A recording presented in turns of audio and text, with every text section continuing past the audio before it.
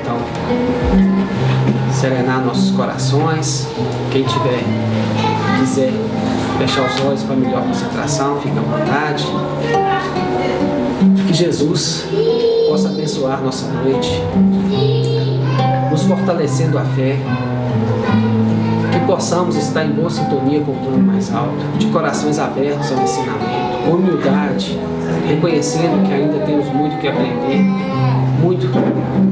almas sedentas de aprendizado, de conforto, de amparo, mas sempre com a luz de Deus. Obrigado, Senhor, pela sua oportunidade de ensino. O cristianismo, que hoje é tão fácil para a gente acessar, que já foi tão difícil há muitos anos, que hoje possamos saber aproveitar essa oportunidade. O nosso amigo, companheiro Douglas, seja intuído pela espiritualidade a falar as palavras do Evangelho trazida pelo nosso Mestre Jesus através do Consolador prometido, que é a doutrina espírita. Obrigado, Senhor, mais uma vez. Que assim seja. Boa noite a todos. Eu agradeço mais uma vez a oportunidade de estarmos aqui conversando a respeito da doutrina espírita, do Evangelho do Cristo, e hoje trazendo esse tema, o Livro dos Espíritos. Geralmente a gente faz essa palestra lá em abril, quando é aniversário de O Livro dos Espíritos. Esse ano fez 165 anos de publicação. Mas eu quis trazer hoje por um motivo muito especial. No mês passado, eu completei 19 anos de Espiritismo.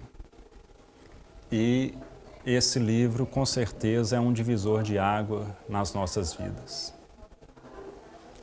Quando o Dr. Cláudio me enviou a mensagem para fazer a palestra hoje, dia 7 de dezembro, é aniversário do meu pai. Ele desencarnou no ano passado, e vítima da Covid e das suas complicações. Então, isso também se tornou uma data especial para trazer algo tão importante e caro para todos nós. Allan Kardec, ao trazer o Livro dos Espíritos, sua primeira publicação em Paris, reconhecida mundialmente como Cidade Luz, ele realmente trouxe bastante luz à humanidade. Está em O Livro dos Espíritos tudo o que a gente, entre aspas, precisa saber a respeito da doutrina espírita. A obra básica, a obra primeira, talvez a mais importante. Kardec traz ali didaticamente 1019 perguntas e respostas. Perguntas que ele ia formulando e enviando aos médiuns que compunham a sua equipe. Em reuniões mediúnicas, esses médiuns iam recebendo as suas respostas, depois enviavam para Kardec novamente. E ele fez todo esse trabalho de compilação dessas perguntas e respostas para compor o Livro dos Espíritos. Kardec, já com a idade um pouco avançada para a época, Kardec reencarnou em 1804.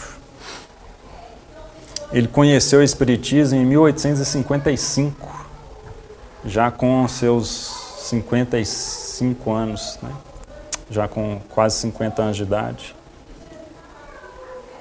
Mais ou menos isso, 60.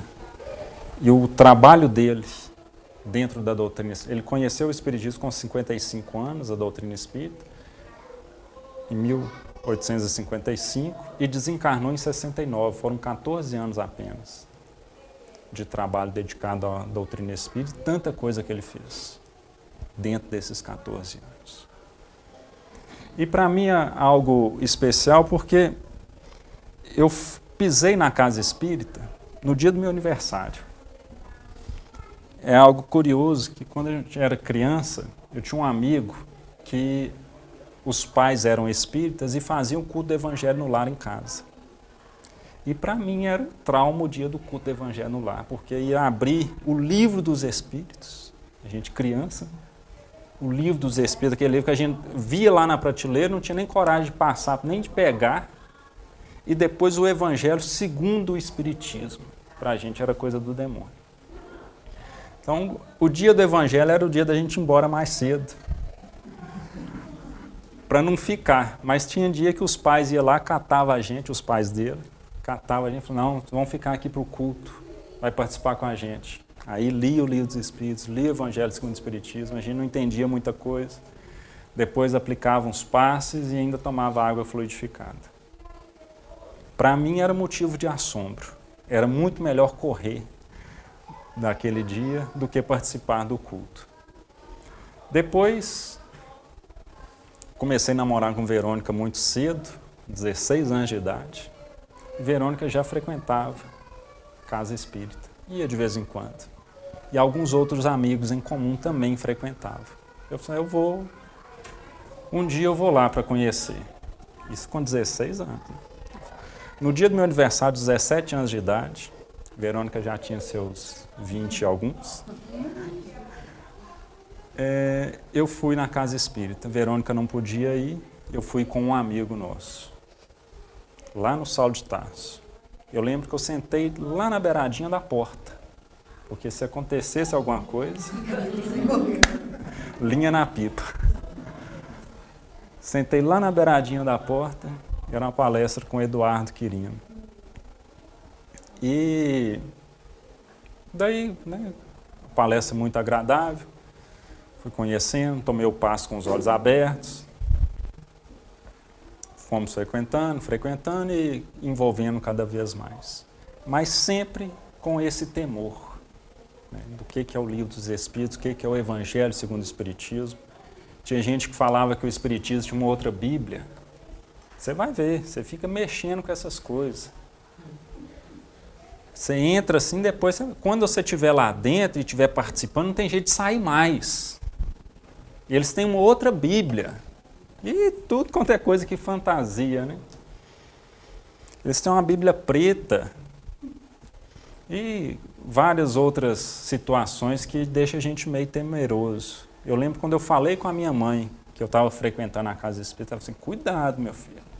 Eu já ouvi falar que isso é coisa do demônio. Mas é a fantasia que pairava. O Espiritismo é muito jovem.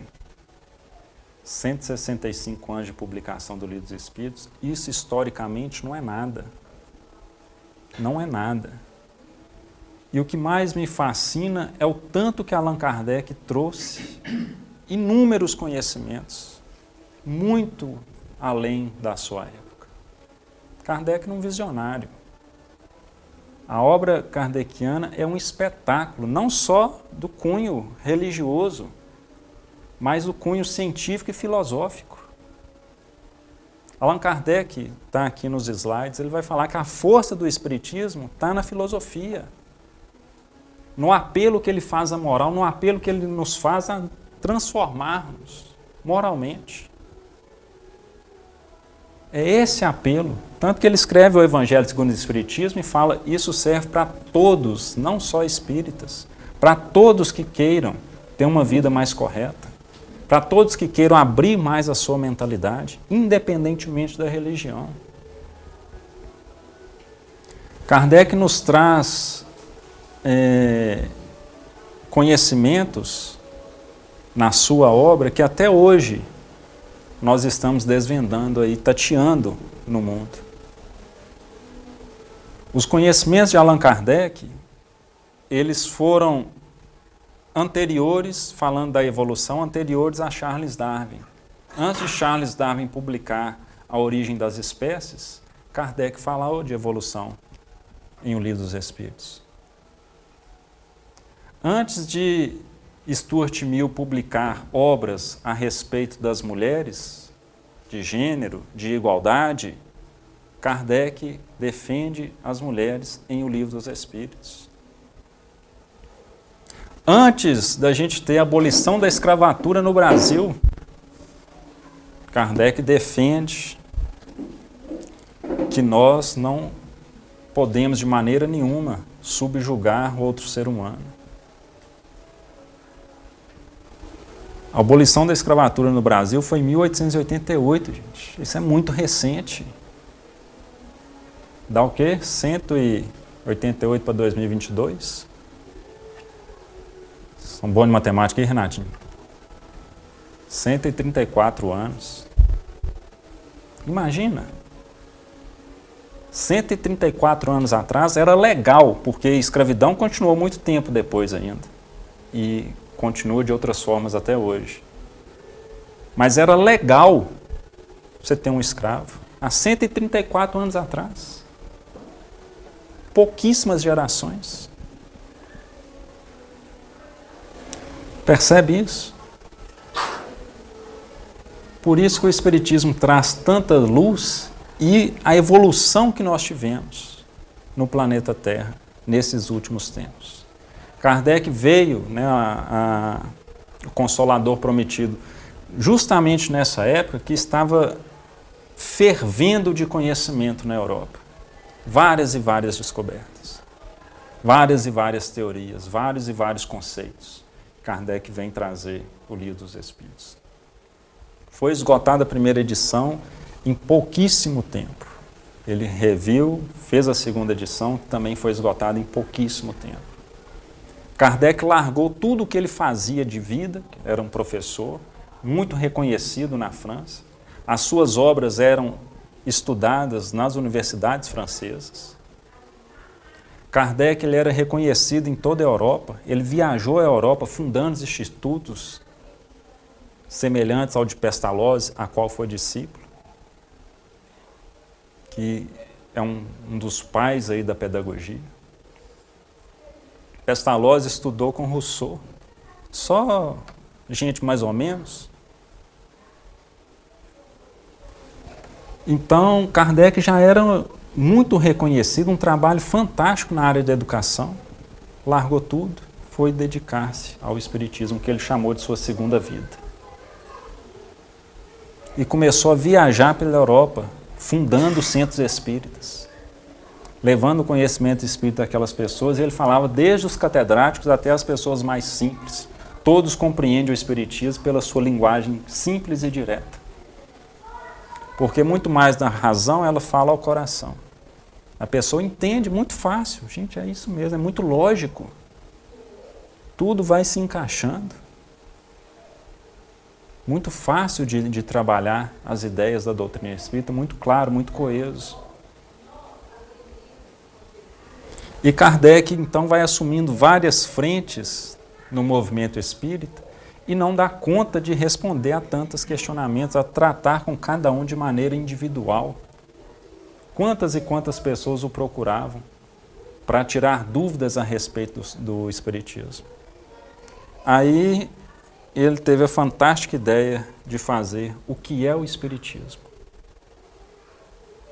Aqui, nesse livrinho aqui pequeno, Kardec traz o resumo de O Livro dos Espíritos, o resumo de O Livro dos Médiuns e alguns diálogos que ele teve com padre, com séptico, com críticos.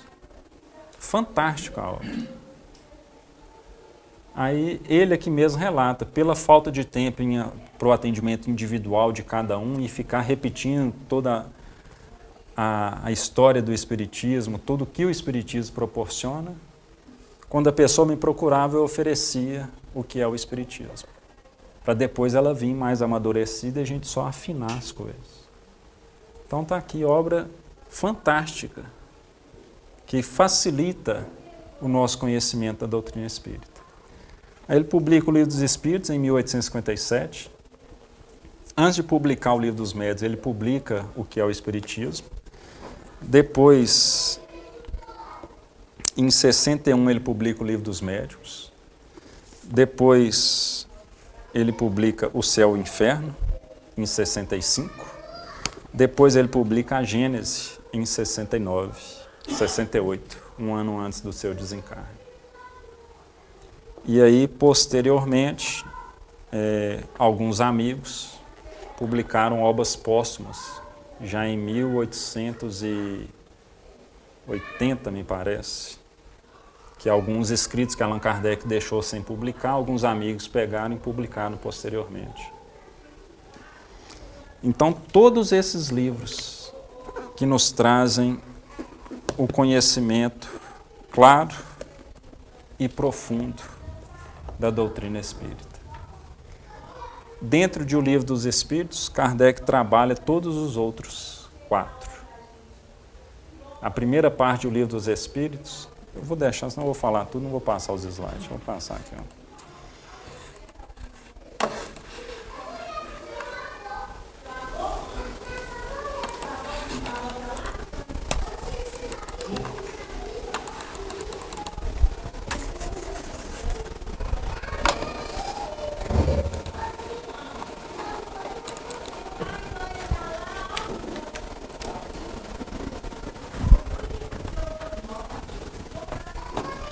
Olha só, aqui só de curiosidade, para a gente entender, Kardec publicou o Livro dos Espíritos em 1857. A luz elétrica foi em 1879, ou seja, todo o trabalho na lamparina. Telefone, 1876, implantado em 1892. O rádio, 1895. Vitrola, 1877. Máquina de escrever, 1870. Não tinha nem máquina de escrever. Automóvel, 1885. Avião, 1906. Televisão, 1920. A revolução que Allan Kardec fez com a tecnologia que ele tinha na época. Nem luz elétrica, nem máquina de escrever. Lembro que a tipografia, né, era recente. O trabalho de tipografia, de fazer a impressão dos livros através da tipografia. A gente tinha que montar as frases e pôr na prensa lá para ir. E fez todo esse trabalho. Imagina, eu tenho uma professora de filosofia que fala, imagina Platão com o WhatsApp.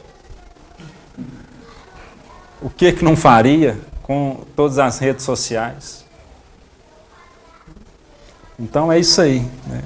Que fenômeno de fazer obra de tal magnitude, ter fôlego para fazer isso aqui, sem recurso quase nenhum tecnológico. Então, o Livro dos Espíritos. A primeira parte das causas primárias, questão 1 a 75. Depois, Allan Kardec desdobrou essa primeira parte em A Gênese. A segunda parte do mundo espírita ou do mundo dos espíritos, depois Allan Kardec desdobrou em O Livro dos Médiuns. A maior parte de O Livro dos Espíritos, falando da comunicação entre os encarnados e desencarnados. A terceira parte das leis morais, que depois Allan Kardec desdobrou em O Evangelho segundo o Espiritismo. E a quarta parte das esperanças e consolações, o qual ele desdobrou posteriormente em O Céu e o Inferno. Então a gente acha as referências em O Livro dos Espíritos e depois os assuntos esmiuçados nas outras obras de Kardec, que estão hoje à disposição em todos os tipos, né? Se você quiser impresso, se você quiser de bolso, se você quiser no telefone, se você quiser online, de todo jeito, se você quiser para áudio, em todos os formatos, nós temos as obras básicas de Allan Kardec. E o que eu mais gosto de falar, não é só para a gente ter conhecimento e encher a cabeça, não. É para transformar moralmente. É para usar dessa força que o Espiritismo tem. Kardec fala aqui no item 6 da conclusão de O Livro dos Espíritos. A sua força, falando do Espiritismo, está na sua filosofia, no apelo que dirige à razão e ao bom senso. É nisso que está a força do Espiritismo. Na sua filosofia. Nesse apelo que ele faz à razão e ao bom senso.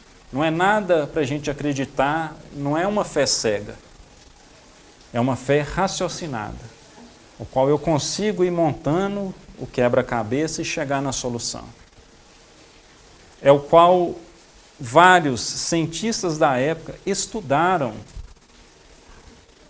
os fenômenos espíritas, os fenômenos materiais, a materialização de espíritos,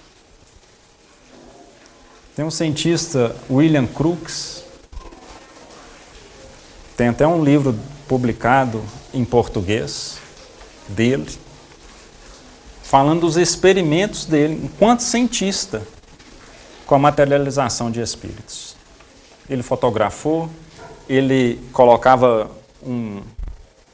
não é um balde, é um recipiente metálico, tipo um tambor, com parafina derretida. O espírito materializava, punha o braço dentro do tambor, tirava, esperava a parafina solidificar de novo, desmaterializava, aquilo ali ficava oco. Ele, no laboratório, fazendo experimentos, amarrava o espírito todo, acorrentava, depois desmaterializava, não é Mr. M não, né? Fatos científicos que às vezes a gente desconhece. O próprio Wallace, que também fez uma teoria muito próxima da origem das espécies, junto com Charles Darwin, se tornou espírita. Vários cientistas da época, de tanta razão que encontravam, de tanto bom senso, de tanta transformação moral. É nisso que está a força do espiritismo. Não é nos fenômenos. Kardec fala, na antiguidade, era objeto de estudos misteriosos, que cuidadosamente se ocultavam do vulgo. Hoje, para ninguém tem segredos. Fala uma linguagem clara, sem ambiguidades. Nada há nele de místico, nada de alegorias suscetíveis de falsas interpretações. Quer ser por todos compreendidos, porque chegados são os tempos de fazer-se que os homens conheçam a verdade.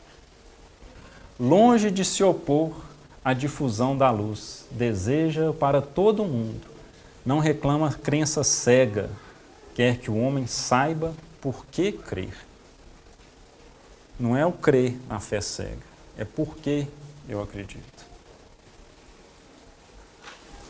A racionalidade da doutrina espírita. E algo interessante aqui em O que é o Espiritismo, nos seus primeiros capítulos, que traz diálogos de Kardec com o séptico, com o padre, com o crítico, é porque a gente escuta a voz do próprio codificador. É um diálogo transcrito. O próprio Kardec argumentando e respondendo os questionamentos. Coisa que a gente não vê muito nas obras, que é a obra dos Espíritos. Entende isso?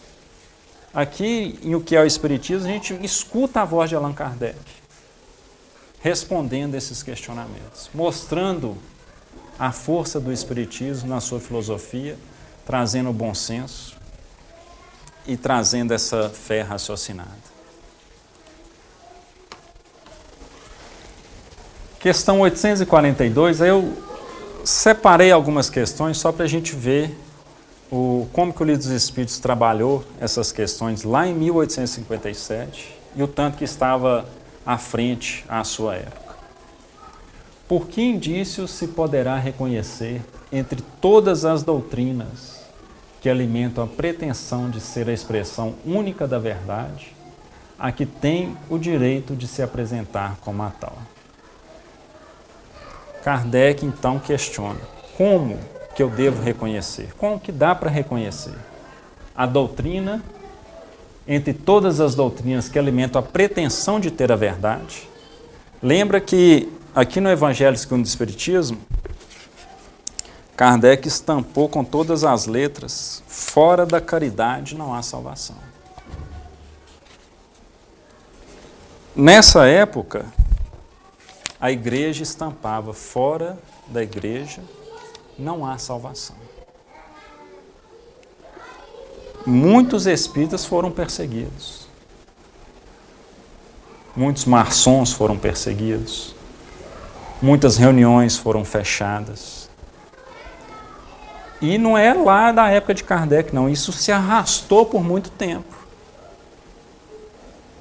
Quem aqui teve a oportunidade de conhecer o Sr. Moacir, que foi pioneiro do Espiritismo em Diamantina, ele contava que chegava polícia lá na porta, que os padres mandavam para fechar o centro espírita, para não acontecer as reuniões. Imagina isso. Nessa época aqui, a gente já tinha o protestantismo, né, que começou lá com Martinho Lutero. Várias outras religiões que sempre tentavam ter domínio da verdade. Kardec então pergunta qual dessas doutrinas que alimenta a pretensão de ser a expressão única da verdade, a que tem direito de se apresentar como tal. E olha a resposta fantástica dos Espíritos. Será aquela que mais homens de bem e menos hipócritas fizer. E podia pôr ponto final ali, pronto. Qual que é a melhor doutrina? Qual que é a que tem a pretensão de trazer a verdade? É aquela que nos modifica. Aquela que nos deixa mais verdadeiros e menos hipócritas. Não é aquela que eu falo alguma coisa da boca para fora e faço outra. O que o Cristo mais combateu na sociedade judaica foi a hipocrisia. Eram os doutores da lei que traziam o Antigo Testamento na ponta da língua, mas na prática praticavam outra coisa, faziam outras coisas. Eram hipócritas. Que Jesus chegou de falar assim na lata, né? Hipócritas, sepulcros caiados por fora e por dentro podridão. Por fora está tudo bonitinho, por fora está envernizado, por dentro a podridão. Então qual que é a melhor doutrina? É aquela que mais homens de bem fizer e menos hipócritas. Isto é, pela prática da lei de amor. A prática, não é a fala, a prática da lei de amor, na sua maior pureza e na sua mais ampla aplicação. Esse é o sinal por que reconhecereis que uma doutrina é boa, visto que toda doutrina que tiver por efeito semear a desunião e estabelecer uma linha de separação entre os filhos de Deus, não pode deixar de ser falsa e perniciosa. Olha a resposta dos Espíritos. Eles nos dão o X mesmo da questão e depois completa. Uma doutrina que quer estabelecer desunião, que quer falar que uma separação entre os filhos de Deus e os que não são, os que são eleitos, os que vão ficar perdidos para o resto da vida. Uma doutrina que quer pregar a separação entre os filhos de Deus não pode deixar de ser falsa e perniciosa. Aí isso mais o quê? A igreja é falsa, então é perniciosa? O protestante? Não é isso. O que os Espíritos estão falando é que a doutrina dos homens é diferente da doutrina dos Espíritos. Muitas das vezes o cristianismo que é pregado dentro de uma igreja, dentro de um templo, dentro de um centro espírita, vou incluir o centro espírita também para a gente não ficar de fora, né? Às vezes é dos homens, não é dos espíritos. Se a gente pegar a essência do cristianismo, é límpido. Tudo o que tem de corrupção é o homem que fez. Entende isso? Ao longo da história foi se corrompendo porque as paixões humanas tomaram conta. Somos nós, humanos, que tomamos conta das instituições. Aí com as nossas imperfeições a gente vai deixando a paixão, vai deixando a vaidade, vai deixando o orgulho, vai deixando a prepotência, vai deixando a ambição. E aí vai escorregando, vai se perdendo. Entende? Lá no início, quando a igreja passou a comungar com o Estado e dividir poder, começou daí já algumas intervenções, já alguns interesses, já a posse, o poder, já começou daí o desvirtuamento, né? Desvirtuar do princípio. Por isso que o Cristo não queria de forma alguma se envolver com o Estado. Judas ficava irritadíssimo porque não entendia por que o Cristo não queria se juntar com o Estado. E as palavras de Jesus sempre meu reino não é deste mundo. Dai a César o que é de César, Deus o que é de Deus. Ou seja, não vão misturar as coisas que vai dar bagunça. Nós não estamos preparados, espiritualmente não temos maturidade para lidar com essas coisas ainda. Judas, sem saber por que Jesus não comprava, então, não participava do Império Romano, para modificar toda a estrutura do Império, com boas intenções, Judas estava. Ele não entendia as profundezas desses abismos que nós humanos ainda trazemos dentro de nós mesmos. Questão 684.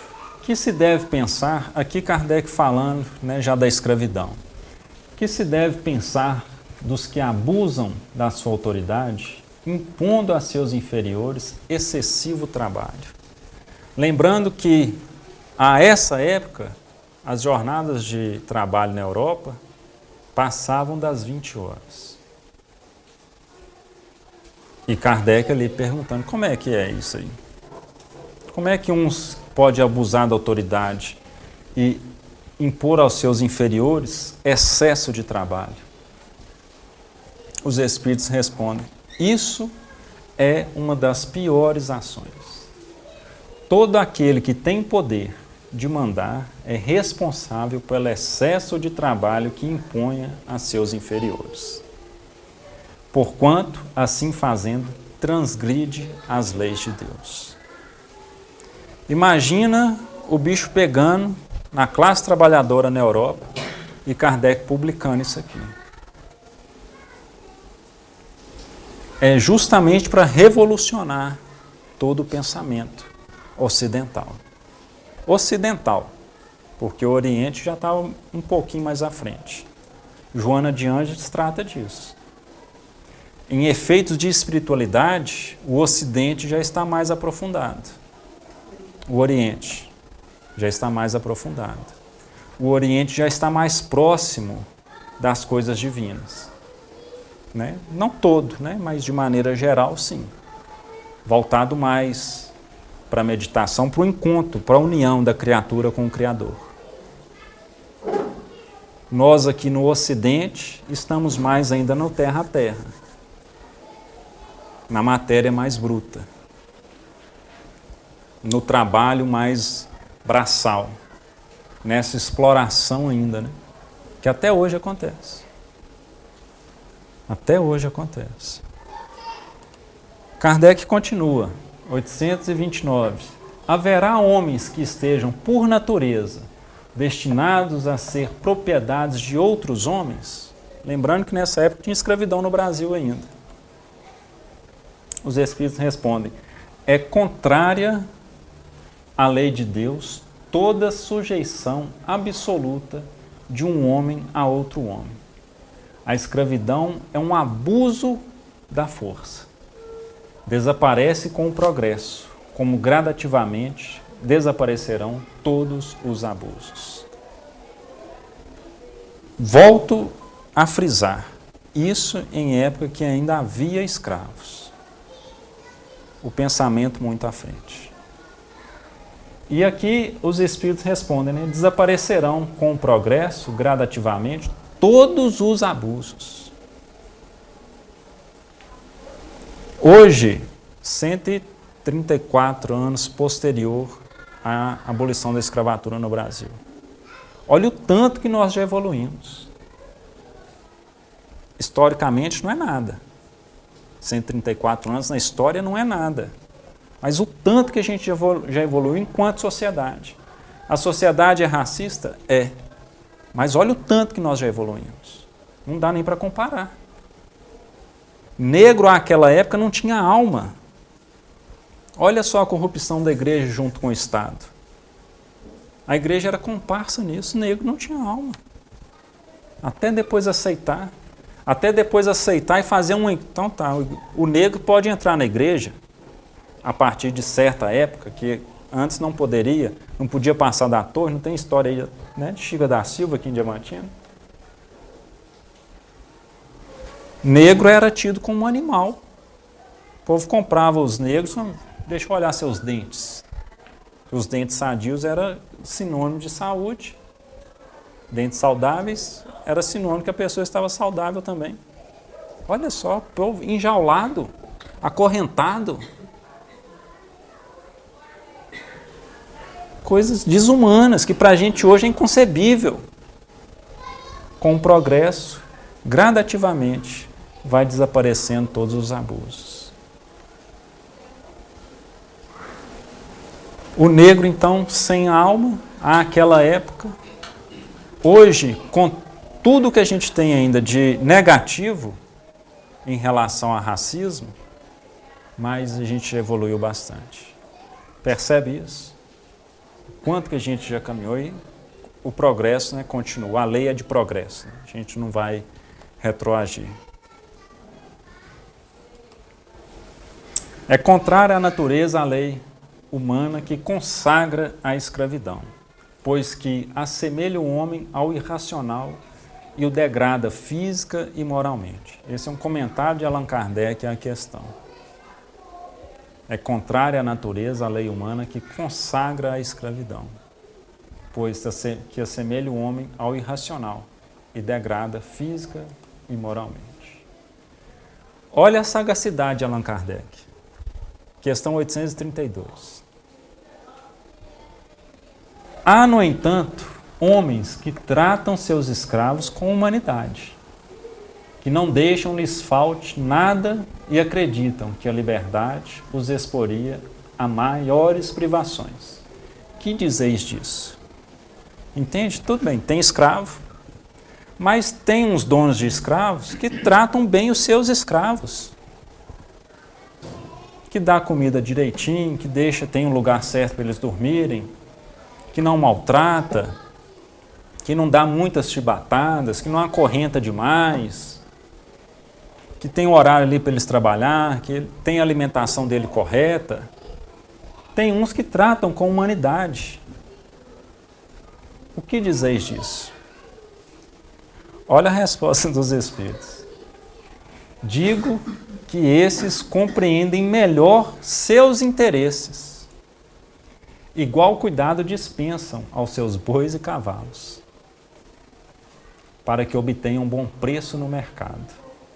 Não são tão culpados como os que maltratam os escravos, mas nem por isso deixam de dispor deles como uma mercadoria, privando-os do direito de se pertencerem a si mesmos. Olha que fantástico. Olha o nível da resposta dos Espíritos. Porque naquela época, muitos, não, mas eu trato bem meus escravos. Eu faço isso, eu faço aquilo. Olha o que os Espíritos respondem. É a mesma coisa, trata como mercadoria. Da mesma forma que cuida dos bois, cuida dos cavalos, cuidam também dos escravos como animais, para mantê-los sadios e ter bom preço no mercado. Então é realmente contrária à lei de Deus.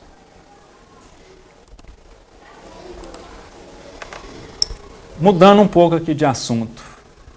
Lá naquela época, Kardec já falando de casamento, o bendito casamento. Esses dias eu escutei um pastor falando, perguntou a ele a respeito do casamento. Assim, pastor, quando chega um casalzinho jovem, buscando o senhor, perguntar a respeito do casamento, qual o conselho que o senhor dá para eles? Aí o pastor falou assim, eu falo com eles para não fazer isso não. Fala assim, meu filho, vive sua vida, seja feliz. Quando você cansar de ser feliz, você casa e vem sofrer com a gente. Brincadeira dele. Mas é toda a história que ronda os casamentos. Naquela época, a poligamia também, não necessariamente nessa época de Kardec, mas sempre há um tema que retorna.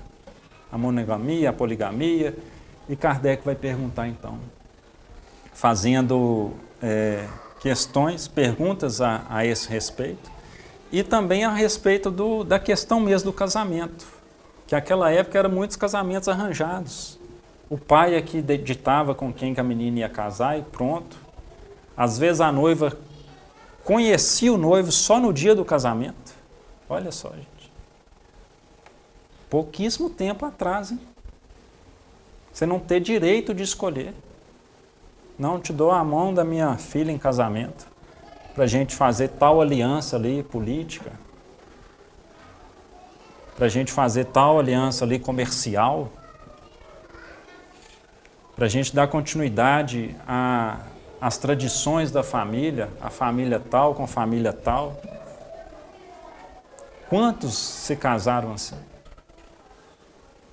Kardec pergunta, será contrário à lei da natureza o casamento? Isto é, a união permanente de dois seres? Os Espíritos respondem, é um progresso na marcha da humanidade. Depois a gente conhece, né, estuda mais a respeito do casamento e a gente vê que é dessa união entre dois seres, que já no plano espiritual faz esse planejamento, na maioria das vezes, já recebem ali outros espíritos no seio daquela família, que de antemão, na maioria das vezes, também é de planejamento espiritual, para aquela família conseguir atingir os seus objetivos evolutivos na presente encarnação.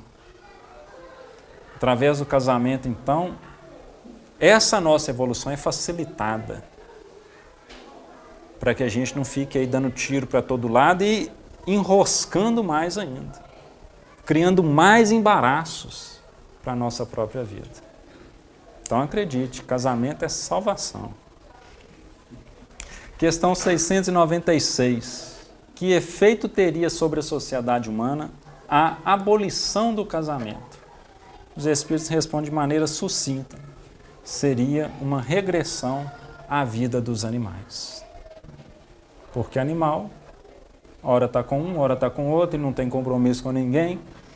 E assim, olha só o que Kardec fala, lá naquela época. Se a gente olhar para a nossa sociedade atual, isso aqui está em jogo ainda. Isso aqui está em jogo, está em voga. É um tanto recente. Qual das duas, a poligamia ou a monogamia, é mais conforme a lei da natureza? A poligamia é lei humana, cuja abolição marca um progresso social. O casamento, segundo as vistas de Deus, tem que se fundar na afeição dos seres que se unem. Na poligamia, não há afeição real, há apenas sensualidade. Entende? É através do casamento que a gente vai construir talvez uma nova família. Hoje, com várias outras configurações, que a gente não vai entrar nesse detalhe. Por isso que eu estou falando que está em voga de novo. Outras conformações de família, outras conformações de casamento. O que a gente não pode perder de vista é a formação do seio familiar. A família é base para a sociedade. Os antigos falavam, a mais antiga instituição é a instituição familiar. Ela que dá base para a sociedade. Uma família sadia, nós teremos uma sociedade sadia. Uma família doente, sociedade doente. A família é o termômetro da sociedade. Porque é da família que vai sair o mau caratismo ou esse mau caratismo vai ser tratado? É da família que vai sair a desonestidade ou essa desonestidade será tratada? É da família que será princípios, virtudes ou os vícios? É da família que sairá um homem bom ou sairá um homem ruim? É dessa estrutura ou desestrutura da família que nós temos a sociedade. Todo problema social, todo e qualquer problema social. Se a gente for olhar no cerne, na gênese, está a família. Quem trabalha em escola aí, ou em outras instituições que trabalham com crianças e jovens, está aí para dar a testemunho, servir de testemunho. Todo jovem, toda criança, todo adolescente que está ali dando trabalho, quando a gente vai começar a estudar, família. Aí você chega na mãe dele. Aí você vai conversar com a mãe. Ela vai contar a história dela. Por que ela se formou assim? Família. Aí você vai atrás da avó. A avó vai contar a história. Por que ela se formou assim? Família. E vai puxando a linha e vai. Todo o cerne, todos os problemas estão na família. Por isso Deus teve a sabedoria de nos mandar em família. Porque em meio de 2, 3, 4, 5, fica mais fácil da gente resolver as coisas. Se eu conseguir resolver os meus problemas dentro da minha família, eu estou levando cidadãos bons para a sociedade e pronto, cumpri meu papel. Juninho faz isso lá na família dele, ele cumpre o papel dele, Carlinho faz lá, cumpre o papel, Renatinho faz lá, cumpre o papel, Cláudio faz o dele, e assim a gente forma uma sociedade do bem. Tudo isso, gente, acreditem, através do casamento. Desaparecerá algum dia, aqui já em outro tema, que também Kardec trabalhou antes, hoje, até hoje acontece em alguns países, a pena de morte, que por muito tempo foi solução. E Kardec então pergunta a respeito também da pena de morte. Eu trouxe essas questões só para mostrar o tanto que ele está à frente do tempo. O tanto que ele alfinetou poderosos do seu tempo com essas questões. Desaparecerá algum dia da legislação humana a pena de morte? Os Espíritos respondem, incontestavelmente desaparecerá e a sua supressão assinalará um progresso na humanidade. Quando os homens estiverem mais esclarecidos, a pena de morte será completamente abolida na terra.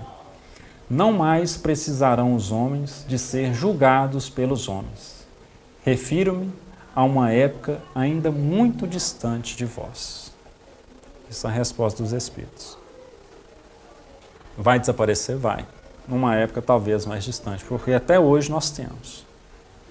E até hoje a gente conversa com um e com o outro, vez ou outra surge, a pena de morte é a solução. Porque se fizesse alguma coisa e fosse penalizado com a morte, não ia fazer mais. E não tiro, assim, sem tratar dos méritos. Se a gente olhar no terra a terra, é a terra racional. Mas se a gente olha do ponto de vista espiritual, a pena de morte não resolve nada, porque você não trata o espírito, entende? E ele desencarnado, ele pode fazer muito mais mal do que encarnado. O ser encarnado já é uma prisão para nós espíritos. O estar encarnado já é uma prisão. Esse espírito, ele desencarnado, ele tem muito mais potencial de continuar fazendo mal do que ele encarnado. Aí é cenas para os próximos capítulos. Questão 614.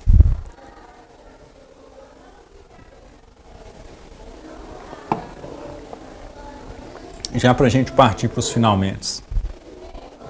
O que se deve entender por lei natural? 614 é a primeira questão da terceira parte do Livro dos Espíritos. Aqui trata das leis morais. É uma das questões que eu mais gosto, devido à resposta dela. A lei natural é a lei de Deus. É a única verdadeira para a felicidade do homem.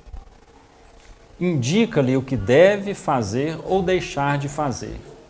E ele só é infeliz quando dela se afasta. Para mim, essa resposta é fantástica. O que é a lei natural? A lei natural é a lei de Deus. A única verdadeira para a felicidade do homem. Não tem nem mais nem menos. A única verdadeira para a felicidade do homem. E ele só é infeliz quando dela se afasta. Ou seja, se tem alguém aqui infeliz é porque está afastado de Deus. Próximo a ele, só a abundância. Afastado dele, a escassez. Entende isso? Simples.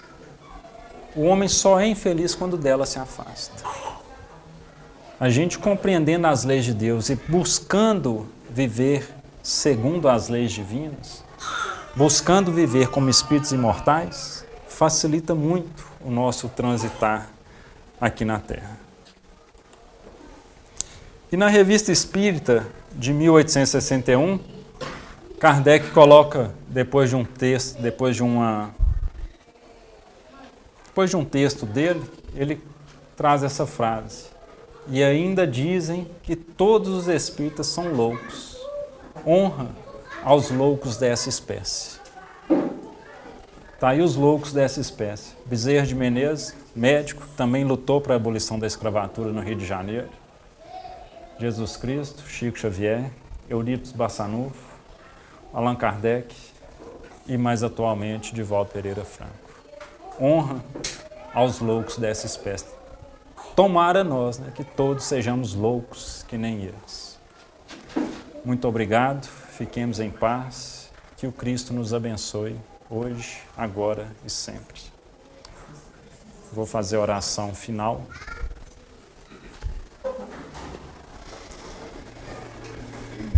Agradecemos, Senhor, por mais essa oportunidade, por mais esse dia, por mais esses esclarecimentos.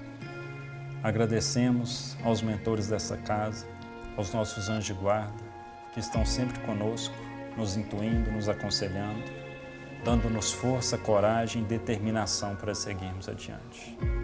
Muito obrigado por tudo que o Senhor já fez e continua fazendo por todos nós. Que assim seja.